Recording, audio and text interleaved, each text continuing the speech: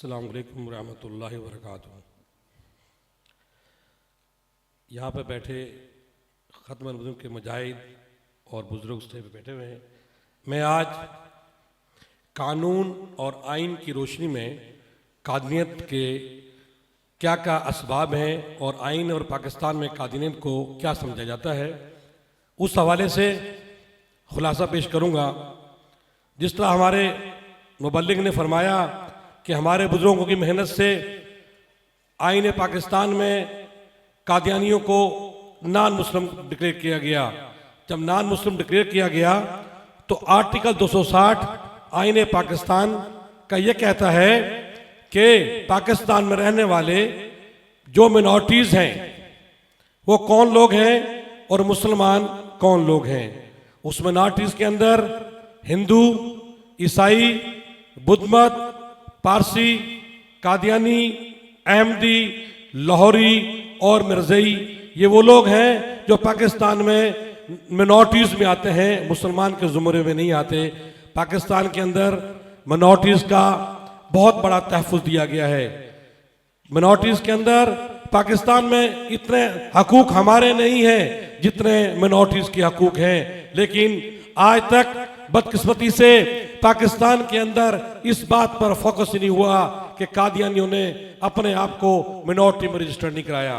Minorities वो चीज़ है, अगर कादियानी जिस तरह पूरे दुनिया में ईसाइयत की बात की जाएगी तो चर्च की बात की जाएगी। जब चर्च की बात आएगी तो हमारे जहन में आएगा कि चर्च जो है ये मुसलमान क्रिश्चियनों की बादगाह है, मंदिर हिंदुओं की बादगाह है, मस्जिद मुसलमानों की बादगाह है। दुनिया में ये सिर्फ मुसलमानों के साथ ऐसा होता है कि मुसलमान की मस्जिद का नाम भी इबादत का मस्जिद है और कादियानियों की इबादत का नाम भी मस्जिद है। दुनिया में कहीं भी ऐसा नहीं है कि ईसाई के अलावा कोई भी अपनी इबादतगाह को चर्च कहे, कोई भी हिंदू की इबादतगाह को मंदिर कहे, ऐसा कहीं भी नहीं है। लेकिन हमने इस बात को आज समझना है कि कादियानी आइन पाकिस्तान और ताज़रात पाकिस्तान में इनके क्या मसाइल हैं। जब 1974 में आर्टिकल 260 में मिनॉरिटीज़ के हकूक़ की बात की गई और साथ साथ कादियानियों को नॉन मुस्लिम डिक्लेयर किया गया, जब डिक्लेयर किया गया तो इन्होंने 1974 से लेके 1984 तक अपने आप को वही हमारे जो अकायद थे, हमारे जो टाइटल्स थे, हमारे जो एपिथेट्स थे, उनको इस्तेमाल करते रहे कि अपनी बादगाह को मस्जिद कहेंगे, कुरान पाक पढ़ेंगे, अशारे इस्लाम का इस्तेमाल करेंगे। तो 1984 में ज़ियाउल हक के ज़माने में इम्तनाए कारी इंडिया पास हुआ। उसके अंदर ताज़रात पाकिस्तान में दफ़ा 298B और 298C का इजाफा किया गया।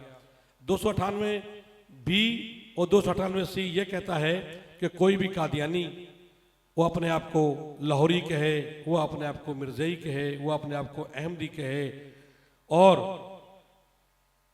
उसके साथ साथ अशारे इस्लाम इस्तेमाल करे, जैसे कहे अस्सलाम वालेकुम रहमतुल्लाहि व बरकातहू, अपनी इबादतगाह को मस्जिद की तरह बनाए, अपनी इबादतगाह को मस्जिद कहे, अपने रोज़ा नमाज वो चीज़ें जो मुसलमान के लिए रिजर्व हैं दुनिया में, वो कादियानी अगर वो इस्तेमाल करेंगे तो इनके खिलाफ 3 साल सज़ा है।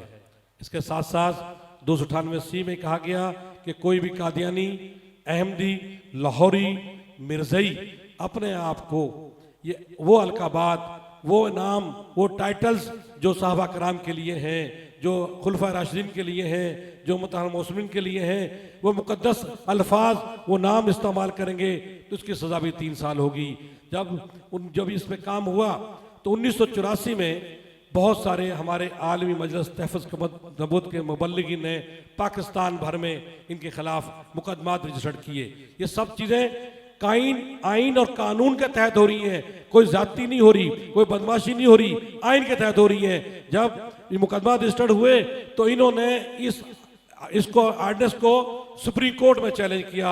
ये कहा गया कि हमारे बुनियादी हकूक़ की खिलाफ वर्जी है, पाकिस्तान में हर शहर रहने वाले का मजहबी आज़ादी है, लेकिन सुप्रीम कोर्ट ने कहा कि मजहबी आज़ादी उन मज़ाहिब को लिए है कि जो मज़हब रजिस्टर्ड है, वो मज़हब जो आर्टिकल 36 में रजिस्टर्ड है उनके लिए मजहबी आज़ादी है। आपका तो कोई मजहब ही नहीं है।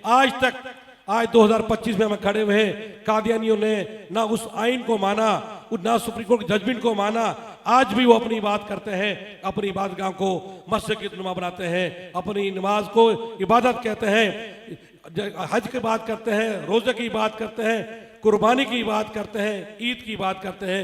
ये वो टाइटल है कि ये हमारे मुसलमान की पहचान है कि नमाज की बात आएगी तो मुसलमान की बात आएगी, ईद की बात आएगी तो मुसलमान की बात आएगी, मस्जिद की बात आएगी तो मुसलमान की बात आएगी। कादियानी ये काम कैसे कर सकते हैं? आइन और पाकिस्तान में इनको इस चीज से मना किया गया है।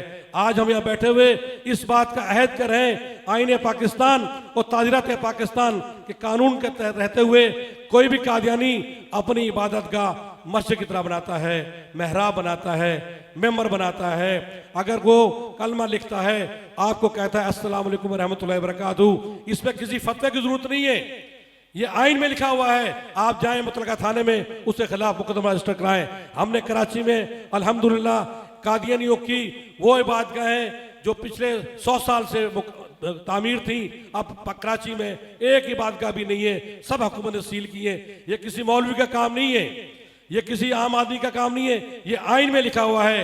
कानून के तहत कादियानियों की वो इबादतगाहें जिनको वो मस्जिद कहते थे, जुमे की नमाज पढ़ते थे, ईद पढ़ते थे, आज अल्हम्दुलिल्लाह कराची में 16 इबादतगाहें सब सील हैं, सबके खिलाफ मुकदमा रजिस्टर किए गए हैं। आज हम इस बात का अहद करें, आईन पाकिस्तान और पाकिस्तान के कानून के में रहते हुए अपने अपने इलाकों में कोई भी कादियानी ऐसी हरकत करता है तो हमने कानून का दरवाज़ा खटखटाना चाहिए, ना कि हमने खुद जाके उनको मारना चाहिए। मारने का इसका हल नहीं है, कानून में लिखा हुआ है, बड़े वाज़े लिखा हुआ है। मैं उन सलाम करता हूँ उन हमारे उलमा कराम को, उन बुजुर्गों को जो 1974 से लेके आज तक इसका पहरा दे रहे हैं। अल्हम्दुलिल्लाह उसकी ही बरकत है कि आज कादियानी बिल्कुल बंद कमरे में खड़ी होगी है। आपने हिम्मत करनी है और इसका साथ देना है, कानून का साथ देना है, उलमा कराम का साथ देना है। इंशाअल्लाह ताला कादियानियत खत्म होने वाली है। आप लोग जो यहाँ इज्तिमा बैठा हुआ है, इस बात का अहद करके जाएं